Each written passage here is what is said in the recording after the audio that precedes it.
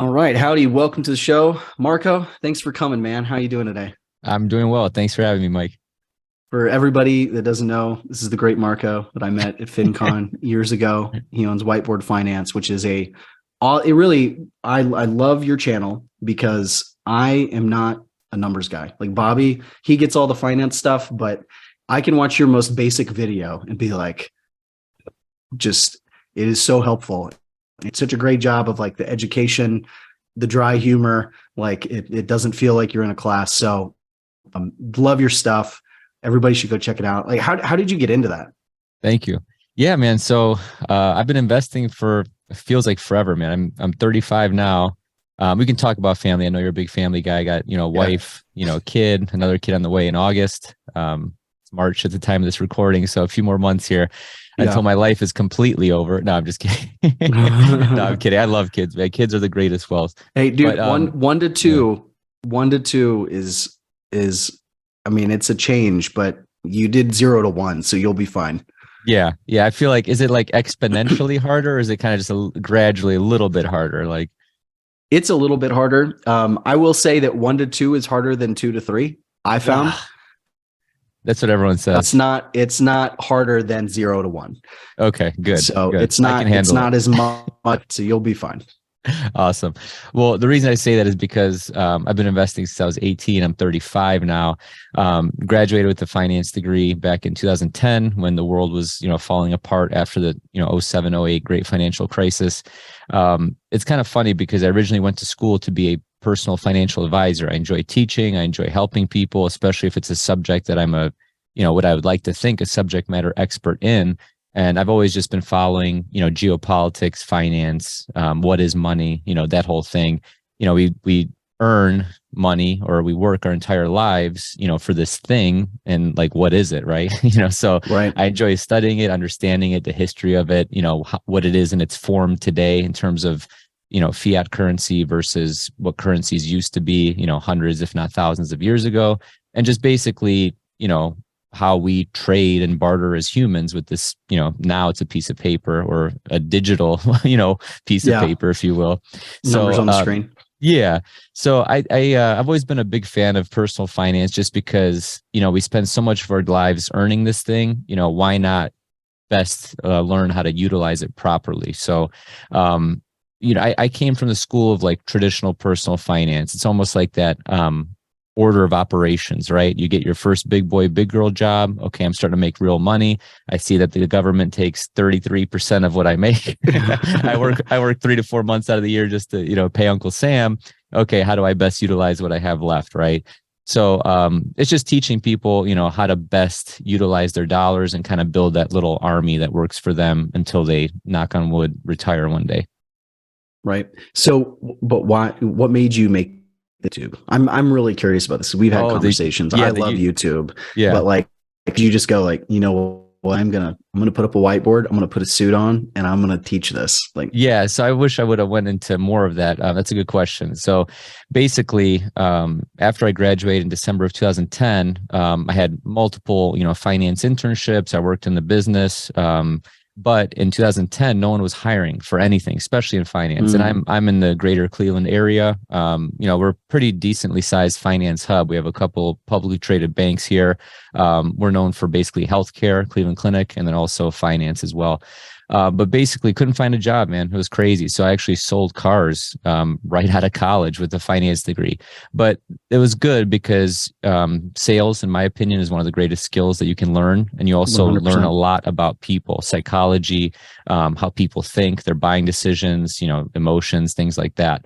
So I eventually went into commercial real estate, went into commercial lending on commercial properties. So instead of like a mortgage for a house, we would do mortgages for big, 5, 10, 20, $30 million pieces of commercial real estate. So think like office buildings, apartments, things like that. So it was essentially like investment banking, commercial mortgage-backed securities, things like that. So this whole time, I never really scratched this itch of wanting to be that personal financial advisor. And I bought this really nice camera. It was like a Canon. I can't remember at the time, but it's about 5, 6 years old now. And I'm like, dude, I got this really nice camera for Christmas. I thought I was going to go to, this Cleveland park system, take pictures of, nature and stuff like that. Yeah. And this thing just ended up collecting dust, right? So I'm like, okay, you just spent, over $1,000 on this camera. It's just collecting dust, why not utilize it for something? And it just hit me like, oh, why don't I teach, what I love, which is personal finance, investing, macroeconomics, things like that, and teach it on a whiteboard, right? So I bought a whiteboard off Craigslist. It was like maybe 50 or $100, something like that. It's a huge whiteboard. It's actually to my left right here in my studio. Still have it to this day. And I just use that to teach stuff. I either do videos in this kind of a format where it's on my computer, or I teach on the whiteboard itself. So my brother-in-law and I, we were in his Subaru. The whiteboard wouldn't fit in his trunk. So we're literally holding it on the roof in 40-degree Cleveland weather, like freezing our hands off. And yeah, the rest is history, man. Just started making videos. I'm listening to you, but it's like we were just talking about family. My daughter's trying to break in and she can't open the door. That's okay. I know the feeling. Hey, come on in.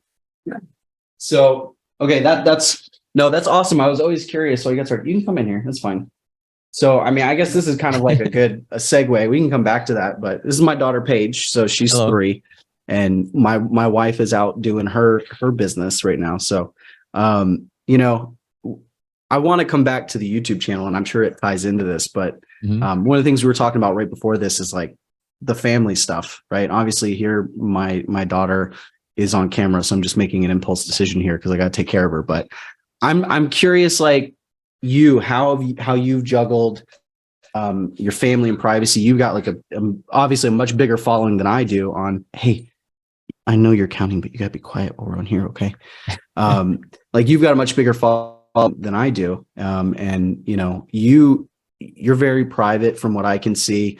You post occasionally. And when you do, like your child, you smiley face emoji on there so they don't see the face and everything. So I'm just like curious, like what process around all that is. I'm honestly like this, her coming on when this is public, that is like very, very rare. I would say for me, like my students know my kids and see my kids because my policy's always been like, if this happens, I just roll with it. Do you remember that video of like the newscaster guy and the kid came in and like or whatever was like drag? So everybody thought that was like so funny and it went viral and stuff. I hated that video. Why is that? All that, my gut instinct as a stay-at-home dad and her who was doing Zoom calls, I was like, if that happened to me, I'm just going to bring my kid in. I'm going to keep doing it. And I'm just going to let him sit on my lap, Yeah, he was kind of weird about it. I remember him being kind of weird about it. Like he wasn't even cracking a smile. He was kind of like pissed, Yeah, exactly. And so that always, if that was me, I would have been like, I would have grabbed her. Exactly. Yeah. Maybe it's because it was on the news, but yeah. And this is kind of like a perfect example of that. And so, I'm not so worried about this that, okay, hey, Paige made a 30-second appearance here on a public YouTube channel.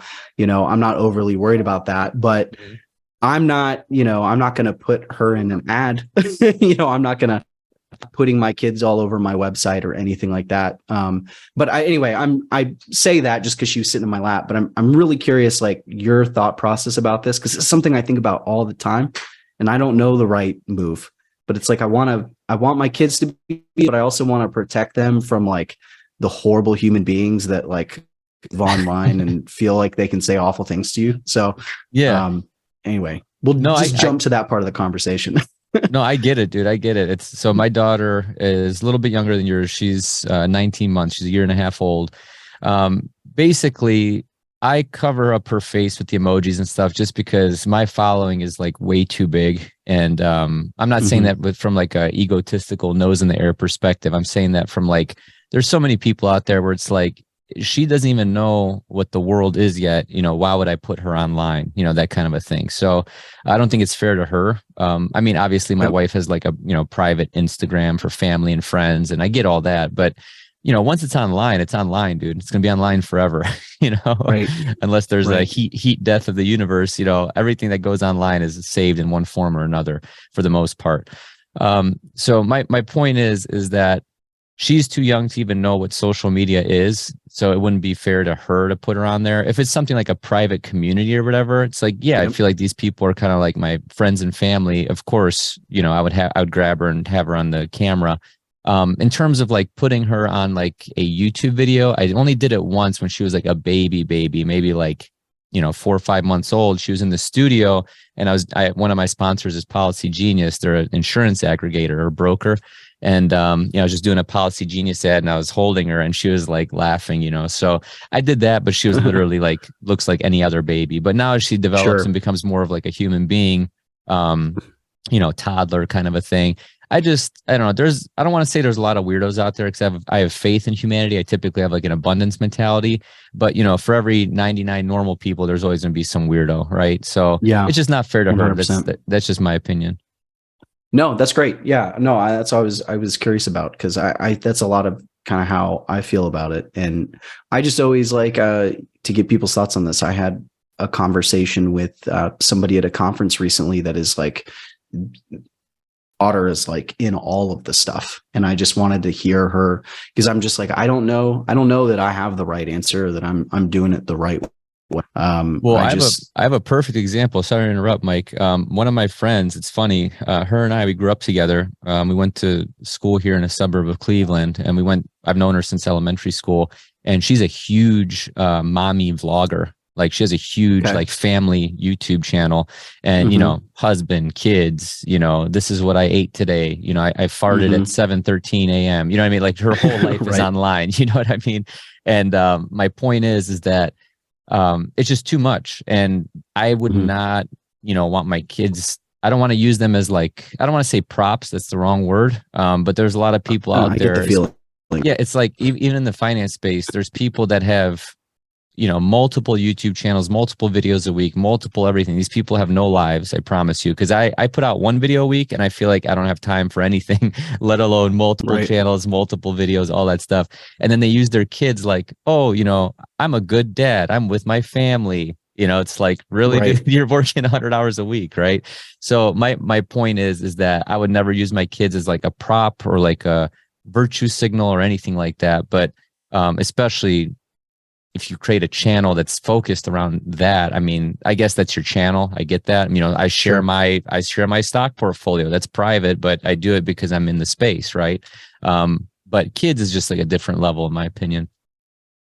Yeah, man, it's tough. And I want to get my kids involved, right? My older son, Cooper, he's starting to help sometimes with like camera equipment and things. Like, he's interested, and I don't necessarily, like, I'm not going to push any of my kids into entrepreneurship or anything, but I want to kind of, I live in the country. They can't set up a lemonade by the pool, public pool, living in the Houston suburbs. So, I try to like do that, but at the same time, you mommy vloggers. I had heard a story about a mommy that had been sharing everything, and when her daughter sued for emancipation because the mom refused to stop doing it and was sharing a single thing about her, and she's like, I just want no part of this. And so I'm like, that to me, that is like the nightmare, and I would never get that way, because it's one of those things, like, if something turns you off that much, you're not going to become that. Yeah, but of course. It's something that I think about a lot. So really interested to hear your thoughts on that. And it's interesting too, like, when I talk about them a lot, because it's so much part of my story. It's like you talked about, like, your personal finance story. For me, it was, until 2 years ago, have been a stay-at-home dad as an entrepreneur, so I spent 7+ years of like being home with the kids every day, trying to build the business. So, I try to talk about them, and when I do stories, emails, podcasts, whatever, because I know there are other people, there's a stay-at-home mom out there, stay-at-home dad or whatever, that are probably like, oh, I don't have time, I can't do this. And like, you can, like, your kids don't have to be an excuse. But anyway, thank you for sharing that, because I've always been curious about that. Yeah, it's a fine balance, man. If it was like the whole focus of your channel, that's different. Like, the kid that reviews toys and stuff like that, I get that. But like, it's good that you want to expose them to entrepreneurship, because you mentioned you are, in the country or whatever. But I think that's good. But the second you start forcing someone to do something like, you gotta practice golf 5 days a week and be the next Tiger Woods, it's like they're gonna resent you for it. So unless they genuinely love it, but yeah, I think it's good to introduce things to kids, but never force them. Like my dad, he signed me up for karate. I hated it. I quit after 2 weeks, but I still play soccer to this day at 35. I've been playing for literally 30 years now. It's crazy. So it just depends on what you like. Yeah, 100%. So, man, I figured we would get to that conversation a little bit later, but with her coming in, it kind of jumped us. But I would like to get back to the YouTube channel. I mean, so you've kept doing that, and it's turned into a big thing. How many subscribers these days on your channel?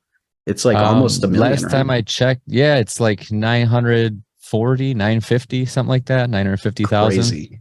Crazy. Yeah, it's a vanity metric, dude. I mean, see, especially now with shorts. I'm just being honest. I don't have like a big ego. I don't even like being an influencer or YouTuber. I couldn't care less about this stuff. My point is that if you just keep grinding and you have a video pop off, especially with shorts now, like I've never made a short, I've never released a short, but you can get your subscriber count up really quickly. However, for your audience, the takeaway is not all views are equal. What I mean is, I know channels that have, 5-figure subscribers and their content is incredible. It's way better than channels with 7-figure subscribers, 1 million+ subscribers. So not all views are equal. There's also like sensationalist views. There's entertainment views. If you're an educator providing a ton of content, I think people your views are more sticky, and their view is worth more, if that makes sense. Right. Well, 100%. And I actually know of a YouTuber that probably has 400,000 or 500,000 subscribers, but changed their style in the last 2 years. Now when they post a video, they're maybe getting, I would say, between like 2,000 and 10,000 views, which is kind of lower for that sound, but they just went so exactly what their ideal client needs, and making probably 10 to 50 in course sales, because they're just, the views aren't there anymore. And people are like, oh, why aren't you doing this kind of content? It's like, well, that kind of content wasn't what my clients needed. Right. Yeah. And so I was attracting subscribers, but not necessarily the right people. So I think that's really, for you, man, like, you obviously, family's important and stuff. And I know you said like you still play soccer, you've got hobbies and things.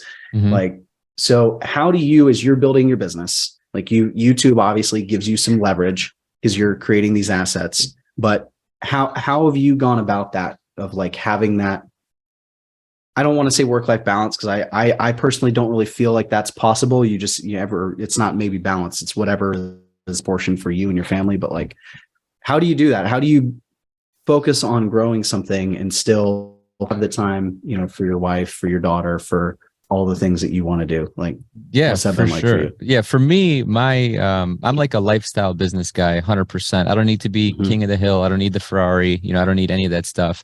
For me, my most important things are, time and health. You can't buy time or health. It doesn't matter how much money you have. So, could I make a lot more money? Could I make a lot more videos? Could I make a lot more content? Could I, do a bunch more stuff? Absolutely. But then I'd have to sacrifice in other areas of my life. So, what I'm trying to say is, I think you need to figure out, not you, but the audience, you need to figure out, what your precedent is and like what stage of life you're in. Obviously, if you're in your 20s, maybe, early 30s or so, you can grind way more than in your 50s, or 40s, when you have a family and, kids and all that stuff. And if you don't have a family or kids, I mean, your energy levels at older ages, 40s, 50s, 60s is going to naturally just be less than in your 20s and 30s. Right. So I think having your health in order, that way you have the stamina to be able to work on what you want to work on.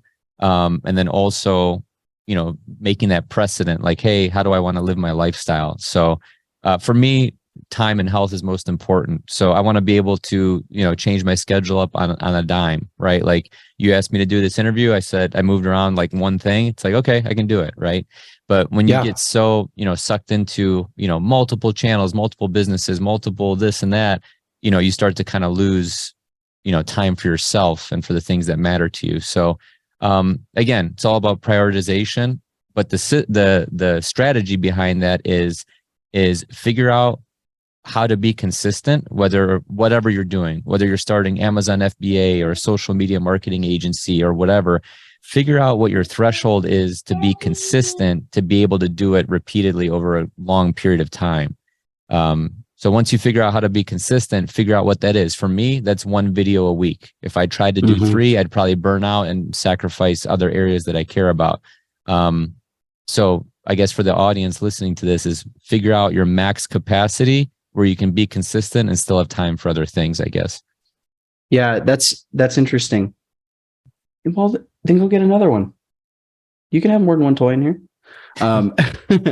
Yeah, no, man, I heard something recently that I really liked, and it was basically like finding that what you can do consistently. And instead of saying like, I'm going to do this much, arrange for yourself. Where you're like, okay, like if you want to do 2 a week, like and maybe this is advice for growing on YouTube, I don't know, but it was like, do 1, and then if you can stretch and do that second, do it. But like give yourself where it's like, I'm going to do 1 to 2 instead of I'm going to do 2, because then you're just building wins instead of stacking L's, which makes it easier to be but no, I love that, man. And something to point out, like for those listening, like we know that you are living what you just said, which a lot of people aren't, because I texted you like 2 days ago.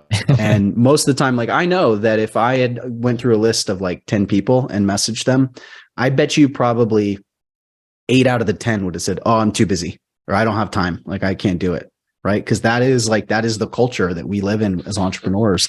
I know I'm guilty of that too. So to me, that was almost like I was sending out that text and I was like, I hope he says it, but I'm not expecting it. And when you came back that quick and were like, yeah, let's do it, I was like, that's awesome. Well, there's also really cool. There's also precedent there, because you've also given me a lot of your time, for no reason, not for no reason, but no compensation, no consulting fee, nothing. Like for people that don't know, like I've known you for 3-4 years now, and whenever I need some help with something, you're always right there. So it's just reciprocation. It's human nature. Like if you're someone that asked me to do 27 podcasts, the day before, on the 28th time, I'd probably say, Mike, no, I'm busy. Right. But you've always gone out of your way and helped me. So I think that's important. It's kind of like that, give, then ask for, a favor if you need it, kind of a thing. Yeah, 100%. And I think, with that, like, I don't do that strategically, but I will say for our listeners, I think that one of the best things that you can do when you're starting out a business, conversations with as many people as you can, and try to help everyone that you meet with whatever it is that you can help with no expectation of anything in return. That's right. Because if you meet somebody, we met at a bar in a conference, right? Like, so if you meet a bar, you meet somebody in a group or a mastermind, or just like in a Facebook group, like if you just help as many people as possible, not every single one of those people is going to become a client. Not every one of those people is going to pay you, but they might help you in other ways, like hopping on a podcast. Really, just the more you talk, you're refining your message, you're refining your skill, you're having impact, which every coach, that's what they're saying. I want to have impact, right? So like you're impacting all these people, and it just comes back around. And so if you can just make that your personality when you go into it, like I didn't do that intentionally. That's just, I think, kind of how I'm wired. And I enjoy what I do, just like you, right? And so if you just do that and you just talk to people, like good things are going to happen. You just never know when that's going to be or how it's going to be. Dude, my entire business is built on giving out free content. I've never charged for anything. And it's funny because I've been doing this for 5.5 years, and I just give. The channel grows organically. I've never paid a penny for advertising or anything, just because if you give out valuable content, of course, people are going to be attracted to that, right? So I think it's important to know when to ask for the business. Like, as a salesperson, you give information, you ask good questions, you prospect, you qualify, you do all the entire sales process. You have the right to ask for the business. So in my business, that would be, hey, I started this course, or hey, I have this membership group. Hey, I've given you all this free information for all these years. Now, I have the right to ask you to join my paid community or my course or, whatever. So, but you can't expect stuff right in the beginning. It's like, you would never go up to, someone you're attracted to at the bar and say, hey, I'm Mike. You want to go back to my hotel room? Right? It doesn't work like that. You have to build rapport. You have to, nurture a relationship. And that's how life is. You have to put in the work ahead of time, and then you'll receive the benefits. Yeah. I think it's interesting that you mentioned that, like, that's what you do. You produce all this content, you give all this free value into the world. I got like the ghost of the Yonda household walking around back here. I don't need those ones, but I appreciate it. You're basically doing that at scale, right? I would say I've more been like just talking to individuals and building these individual relationships, but you're doing that at scale. And I don't know that I'd looked at it that way, but it is such a great way that makes me more excited about creating content now, like thinking about it like that. But so I guess with that, like, let's talk about that a little bit. Like, you've been doing this consistently for years now. Like, how do you figure out like what you're going to talk about and what you're going to do? Like, it must feel very natural now, I would think. But I know from my own creator journey and from talking to other people, like it's hard at first, right? Because a lot about a lot, and getting it focused it can be difficult at times. Well, I think of everything as like a content pyramid, like a food pyramid. Okay. So I'm not saying the food pyramid is correct. I'm just saying everyone knows what the food pyramid is. So you have carbs at the bottom, protein in the middle, and then you have, eat sparingly at the top. Fats, oils, sweets, whatever. But my point is that my content is just a pyramid. So all the evergreen stuff is on the bottom, how to tie your shoes, how to tie a tie, stuff that's going to be searched for now until, the next 100 years, right? So basic principles of whatever niche you're in. So for personal finance, it could be how to budget money, how to balance a checkbook. I know people don't do that now, but I'm just giving you examples. Sure. But in the middle, I shoot for stuff that's like, buzzworthy or trending. Tesla buys $1 billion worth of Bitcoin. Something that's trending in Silicon Valley Bank collapses, something like that. And then on top, which is the fats, oils, and sweets, eat sparingly. These are the videos that I put out very infrequently, but it's something that would, challenge a paradigm, something that's very controversial, but you have a unique take on it. So for example, how car dealerships rip you off. Oh, wait. I'm a consumer. I've been to a car dealership. I feel like they're ripping me off, right? That video has 8 million views, literally. The car dealership one. Car dealership one, yeah. So why Dave Ramsey's wrong about credit cards, So if you challenge a paradigm or something that's in your industry that's, set in stone, or something that a lot of people think about, the analogy that I give is, why are good comedians good? Because a lot of people relate to their jokes. So when, Dave Chappelle or Chris Rock or, whoever, Bill Burr tells a joke, 99% of the audience laughs because they can relate to that joke. So if you find videos that people can relate to, hey, I feel like I'm getting ripped off at a car dealership. How does that work, right? Well, that resonates with a lot of people. It's a good joke, right? It's a good video topic. So that's kind of what I think. And then also evergreen is kind of how I built my channel, just because I would, 7 out of 10 videos, I'm doing evergreen stuff. How to analyze a stock, how to, tie your tie, how to tie your shoes, stuff that's going to be searched for no matter what year it is, no matter what month it is. It's evergreen content. It's always going to be relevant. Are you a lot of, keyword research and stuff for your evergreen content? More saying like, I know these are my core subjects, and so you're just talking on those. No, in the beginning, I had a whole spreadsheet of ideas. Like when I first started my channel, I do like Hrefs, I do keywords everywhere. I do, TubeBuddy. I mean, like I'm playing chess, not checkers, right? I mean, you have an idea of what's important to your niche or your subject matter. But if you don't know how to title things properly, write descriptions properly, all that, metadata that the spiders crawl, that the algorithm crawls on your videos, good thumbnails, things like that. It's kind of like baking a cake. Like, there's a lot of ingredients, but the end product is going to be a good cake because you did all the right things in order. So for me, keyword research was huge in the beginning. Not so much now as you get bigger, just because you kind of know, you have a gut feeling of what to talk about. But yeah, keyword research is big. Like I said, Ahrefs, I don't know if your audience knows about that. It's ahrefs.com. Yep. Fantastic tool. Yeah. Keywords everywhere. There's a bunch now. But yeah, I would get a feel. And then also, if you want to do kind of like the, lick your finger, put in the air kind of a thing, I would look at what other channels, who you want to be when you grow up, the bigger channels, the more successful people, see what they're talking about, but put your own twist to it. I'm not saying copy people verbatim, which is stupid. That's plagiarism. I'm talking about just see what other people are talking about, put your own take on it. Yeah. Look at an idea that was successful for them. Don't watch the video. Just go okay, what is my of this hook? What are my three things? Dude, you know how many people copy each other's videos, like Cars Dealership, all that stuff. That's all. People just look at each other's videos and they just recreate them. Some more blatantly than others, but it happens every day. Oh yeah. Big time. It's even more so on TikTok. Like, they copy. They copy viral TikToks for sure. Do you think TikTok's going to get banned?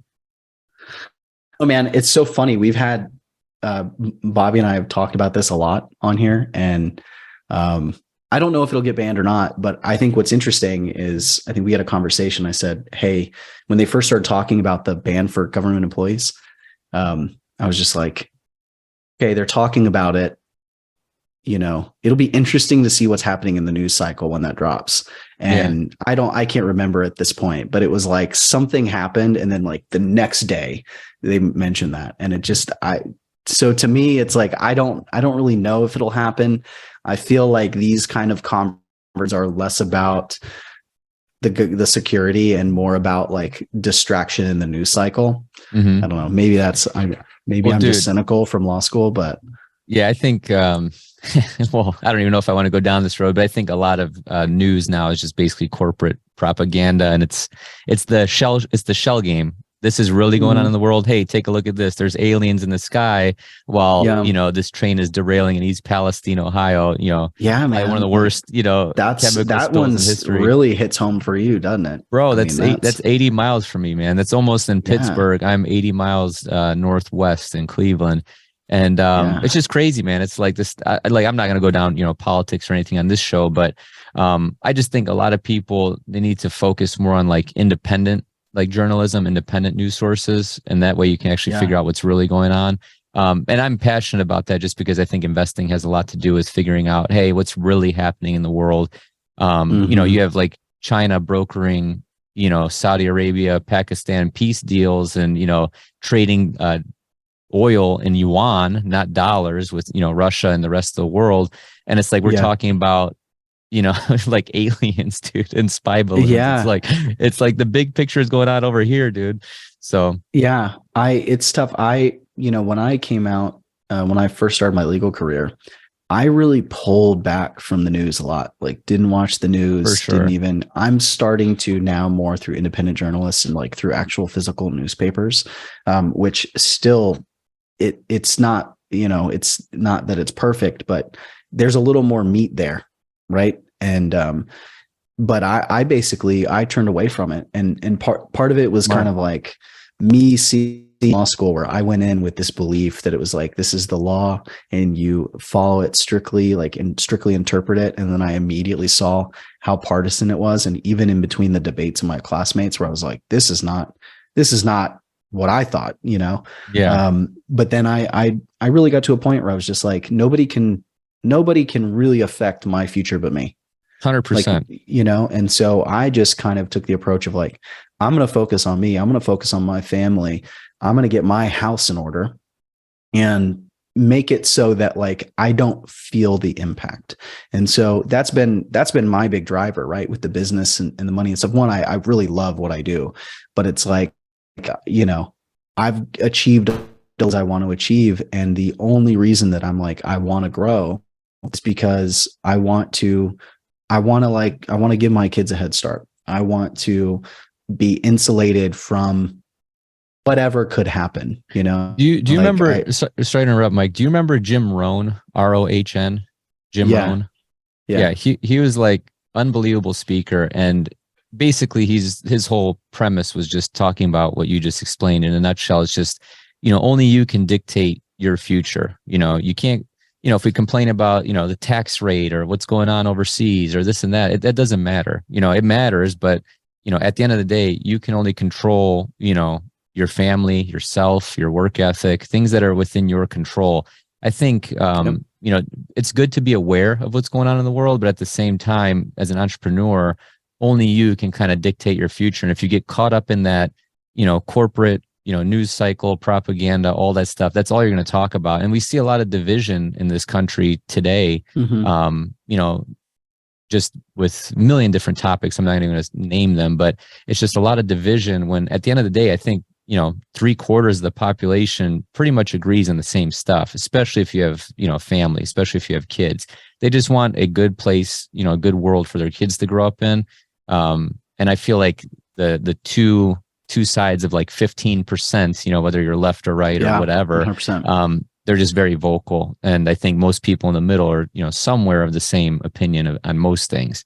And if you have that opinion of where you're like, look, we mostly agree on this stuff, like you want to bring people together. You don't want to rock the boat more. Of course. So, of course. Yeah.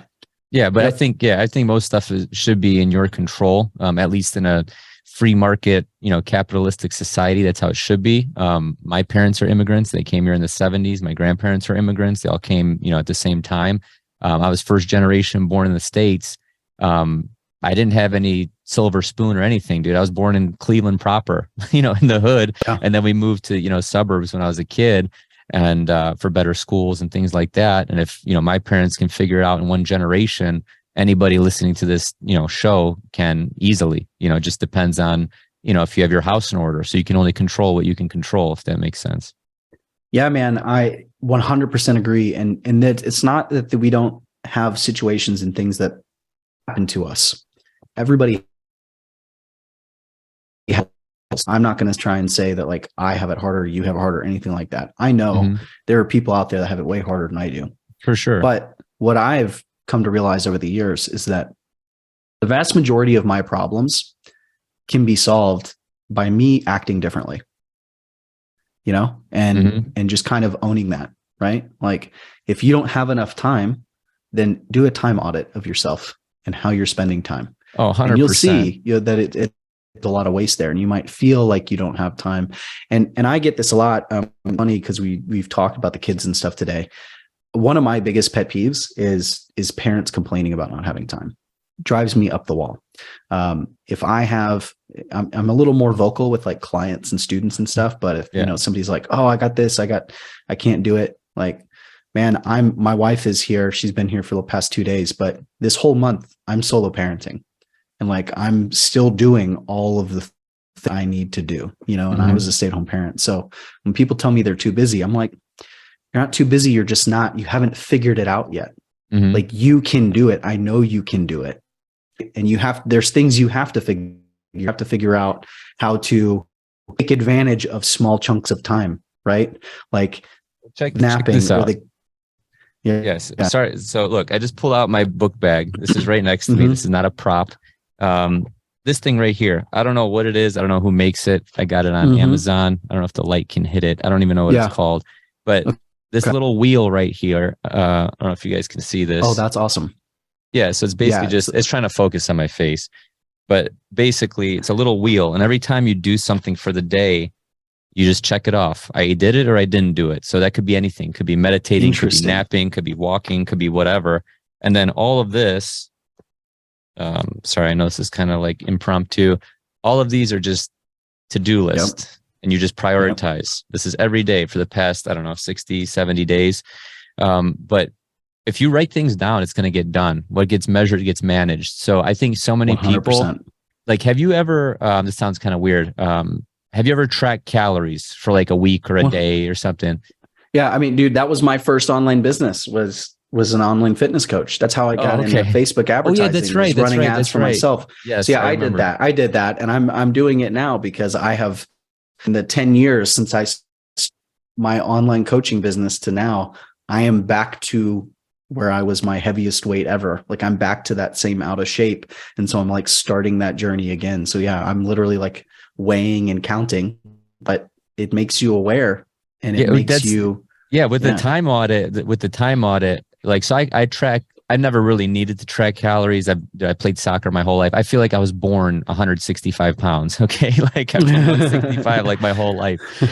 My point is, it's like, that I track calories for like a week or two just to get a baseline of like what I'm taking in, not for like aesthetics or, fitness or anything, just purely out of curiosity. And when you track every single thing you eat, you would be blown away at how many people just blow past their 2000, calorie limit or whatever their limit is for the day based on their activity level. Like, oh, all it takes is, one little piece of this, one little that. Next thing you know, you've overshot your calories by 800 for the day, right? 30%, 100%. For example. And my point is that with the time audit, like people, I guarantee you, they spend more time, eating the extra piece of whatever, the extra calories that you're not accounting for, and thinking that they don't have enough time when really, they've spent, 30% of their day on stuff that doesn't even matter, right? It's a waste of time. 100%. So I guess my point of this whole ramble of showing you this thing, I guess to that point, I would just make a to-do list, and whatever that is, I would put A, B, C, D next to the task. And you need to knock out all your A's in the morning, knock out all the B's by, late morning or lunch, knock out all the C's and D's in the afternoon, and you're done. And you have so much time left at the end of the day. I promise you. The way I do ABCs is I always I brain dump the week, right? And then I prioritize, I label the A's like absolutely needs done. B's are beneficial and C's are can wait. I spread my A's out across my 5 days. If I have time left, I spread the B's out, and all the C's, I'm only pulling from that list if those other things are taken care of. And so I don't know if your ABC has meaning beyond just prioritizing, but that's kind of how I've always looked at it. And it's the same thing. Some people have matrices or matrices, whatever the plural of matrix like the is. Eisenhower matrix. The Eisenhower, exactly. So it's urgent, and that kind of a thing. I used to do that, but for me, it's just easier. A, B, C, D. Okay, this is top priority. Get it done. B's next. C's done, and you're done for the day. That could be noon. That could be 6 p.m. Could be midnight. But the second you knock those things out, you feel more productive. My biggest pet peeve is I don't feel right treating myself to something if I didn't put the work in that day. So for example, if I was a lazy idiot all day, I'm not going to go get a prime rib, steak dinner. Right. But if I killed myself from 8 a.m. till 8 p.m. or, or just knocked out all my tasks, I feel like I've earned or deserved that reward, whatever that may be, Yeah, no, that's great. There's a guy, that's in the bourbon community, and his thing is, it's called Earn Your Booze. And it's so funny because his thing is I have to go get my workout in, and he's a 100%. And so he goes, and it's he'll post, and for accountability, he'll post on his Instagram or whatever. And it's all right, got my workout in today. It was a great one. So I got the nice stuff, That's or right. it's I didn't work out today, so I'm drinking water out of my it's just funny. But yeah, it's that same kind of concept. I love that, man.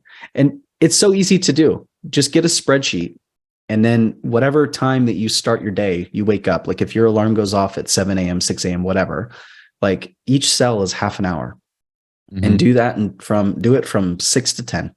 And just oh, sorry. Go ahead. My bad. Sorry. No, I was just saying, I didn't mean to talk over you. If you just spend a week just out, you work, and then do in the last half hour, and you do that, you'll look at it. Your behavior will change because what will happen is there will be you don't want to write down that you just went to the bathroom for the 15th time so you could play Angry Birds. That's right. That's right. Yeah. So your behavior immediately start to change just from tracking. Well, that, and I use that Pomodoro technique. So I literally have a baking timer on my desk upstairs. I've got a little one right here. Yeah. And I set it for 25 minutes, work. The thing goes off, take a 5-minute break. I either stretch or do some squats or, push-ups or just whatever, just chill for 5 minutes, then 25 minutes, work. And that's how you stay focused. And I also just recently, literally just yesterday, downloaded this app where it limits your time on certain apps. So like say, for example, like Twitter or Instagram or, Reddit or whatever, and it only allows you to access those apps 3 times a day. So you have to consciously make a decision like, do I want to use, 33.3% of my usages today right now? And it Wow. kind of So it's forces not you. time, it's number of times you use It's it. number of times and time. So like you can Okay. do it 3 times a day. It'll ask you how long do you want to be on the app. It's like 1, 2, 5, 10 minutes. You can choose, and then it locks Yeah. you out after that. And then you can only access it 2 more times for the rest of the day. So I like it because, now we're so used to just, grabbing our phone and, scrolling for no reason. It's almost become like programmed in us, right?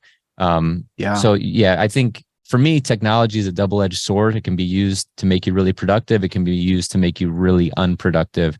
And you just really have to flip that switch mentally on how you want to use it. Yeah, man. No, 100%. And that's the challenge. Like there's so much, I mean, obviously we've made a life for ourselves stuff, but it's so easy to get into consumer mode. And yeah, for sure. I've found that even just like, I'm not a big Instagram user or anything. I used to not have it on my phone, and I got and it's on it.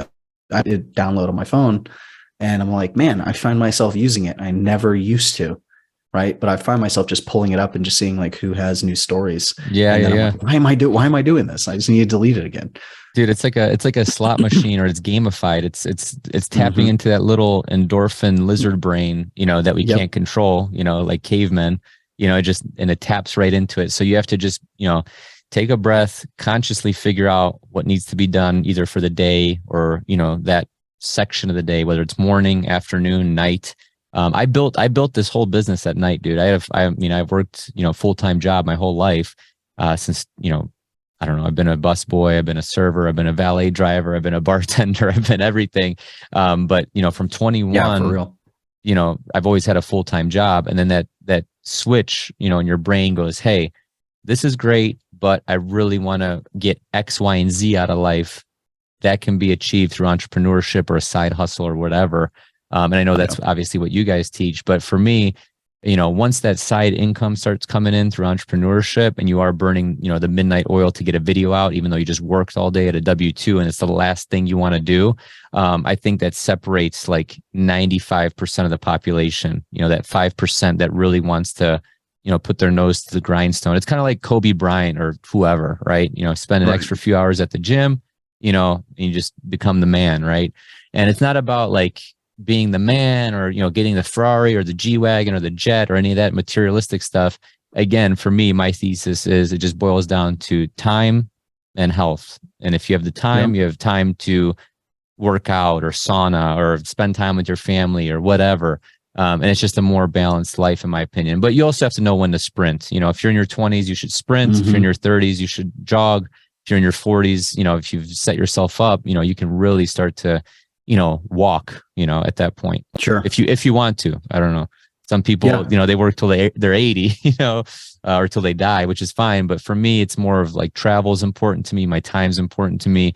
Again, I'm more of a lifestyle business kind of a guy. So I'm like the anti-hustle kind of a guy. But I think you should work smarter, not harder. That's my opinion. Well, you still hustled to get there, like you just pointed out. But I'm 100% with you. Yeah. I loved you did a post about like setting your goals for the year and like your travel goals and how you'd broken down like a place you'd never been, going to Europe. Like, absolutely love that. I'm big on the travel stuff too. My for sure. I think travel gives you so much more perspective that you can never learn. It's like it's like the professor that's only taught marketing versus the practitioner that does marketing daily. The 100%. Professor can only know so much from the book, but until you actually travel, do the thing, have the actual practitioner, subject matter experience, like you can't learn that from a book, right? So I think traveling, I think the more people travel, the more they realize they don't know shit. They don't know anything. And that's why I feel like the person that's never left their hometown always is the most opinionated, when in reality, they're the least informed, in my opinion. Just because it's related to this topic, I think the biggest takeaway I've had from traveling in Europe is that it's okay to slow down and do less. Dude, my family's from the Balkans, bro. The Balkans Yeah. is like it's the equivalent to maybe the south of America, where it's kind of like, okay, instead of working so hard, let's go drink this espresso, smoke this cigarette, and maybe I'll think about going back to work later this afternoon. Yeah. It's a Mediterranean Adriatic lifestyle, dude. It's super chill. I mean, Yeah. it's like a double-edged sword though, right? It's like you got to know when to work, you got to know when to chill. So Yep, 100%. Well, man, I want to put a bow on this. I had two things, and so I'm gonna lay out both these questions and see which one like better, because I was curious, like your advice for new business people on two fronts is, okay, I'm gonna get started. I'm trying to put out this content. Like, what's your best takeaway for just being successful for that? The other side is more on the personal finance thing, like for the side hustlers and the entrepreneurs here that are starting to make this extra money, like what your advice would be on the finance side of like the best thing that they could do. So either one of those, whichever calls to you. okay, so that's a great question. I'm going to kind of marry the two. So I think in order to be successful in entrepreneurship, you have to be consistent. So just think of it like a workout plan or a diet. I know people hate diets, so let's just think of it like a workout plan. Every Monday you're going to outline a video. Every Wednesday you're going to record. Every Friday you're going to edit it, and you'll have a video ready every Monday, for example. Right? Just think like systematize it. You don't literally have to do that. You can knock it out in a day, depending on your content type. But my point is be consistent, because the algorithm, whether it's the algorithm on YouTube or the algorithm of life, it rewards consistency. So whether that's working out, whether that's starting a business, whether that's being in sales, consistency, wins.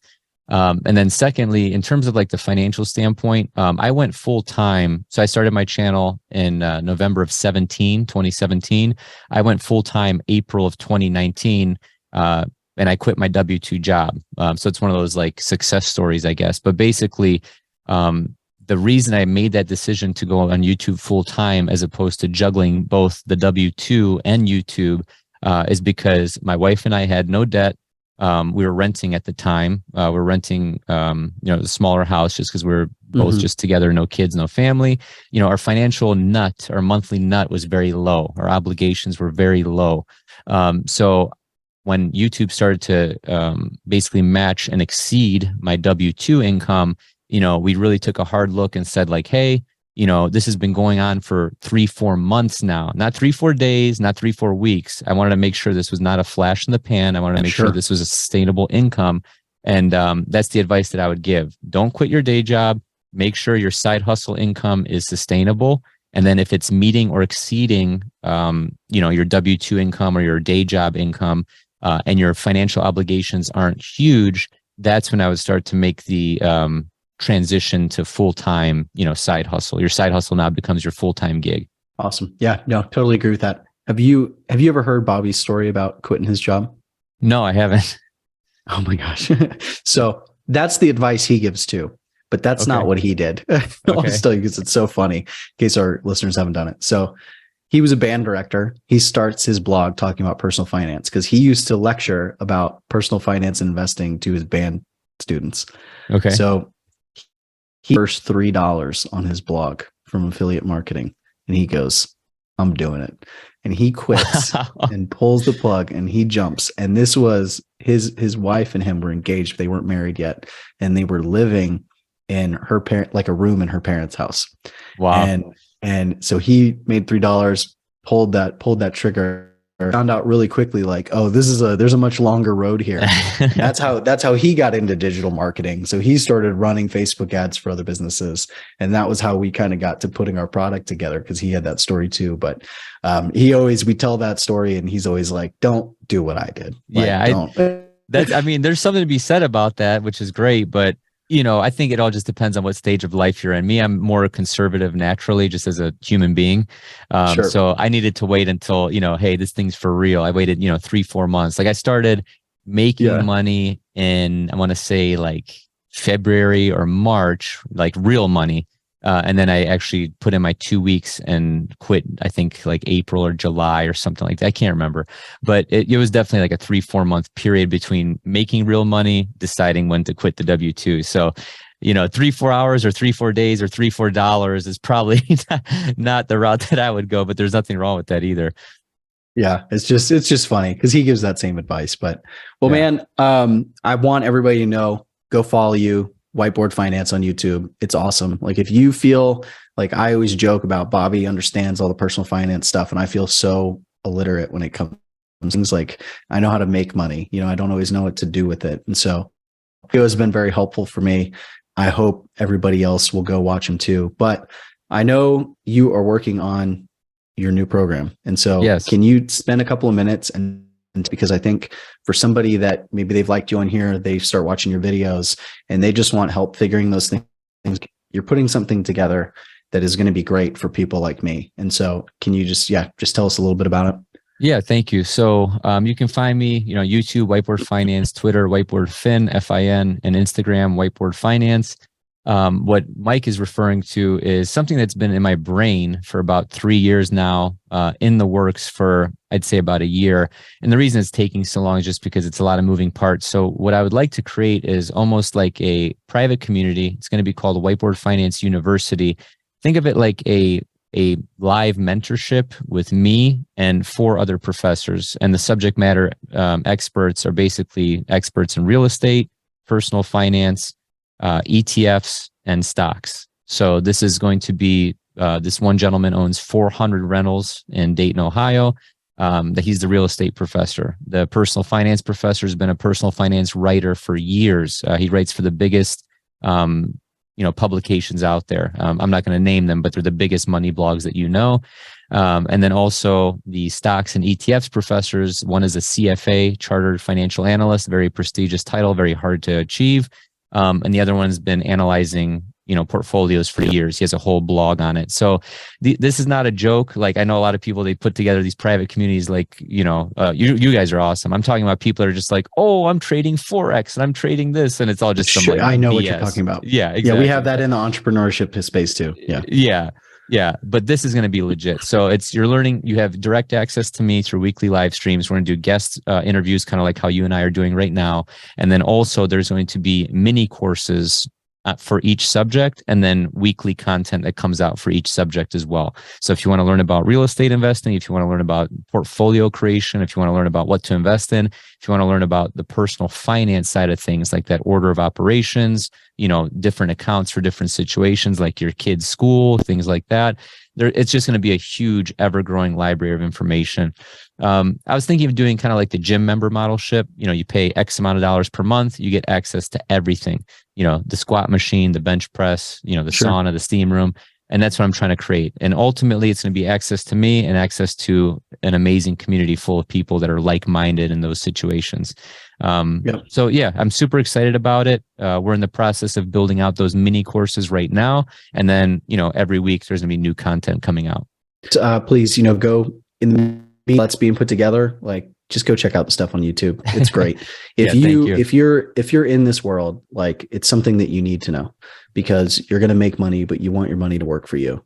So, you need to learn that piece too. And I know that's 100%. Something I'm really trying to do. So, Marko, thank you so much for doing this for me and just coming on today. I really appreciate it. So much great insight on here, and hope everybody will give you, but you got anything else for we? No, I would just say if your listeners or viewers take anything away from this, I'm not special. You're not special. Yes, we have our 100%. Strengths. Yes, we have weaknesses. I think at the end of the day, focus and consistency kind of beats that talent. Hard work beats talent. Obviously, you need to have some sort of expertise in whatever you're doing.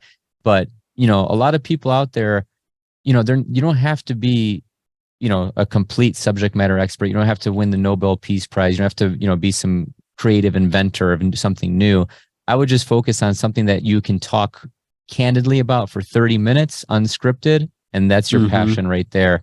And just figure out how to monetize that. For me, that was personal finance. For your viewers, it could be gardening. It could be social media marketing. It could be, ad spending. It could be whatever. But whatever you can talk passionately about for 30 minutes unscripted, that's something that you should look into. Lean into your obsession, lean into your curiosity, those things, like you said, that you can talk about, and don't feel like you have to be on chapter 10. Exactly. People are looking for somebody that's on chapter 2 to help them get through chapter 1. Exactly. So, don't be afraid to think that, like, you're not good enough. You are. You just got to show up and be consistent. For sure. Great advice, man. Well, I appreciate. Thank you so much for coming on, and talk to you soon. Yeah. Thank you, Mike.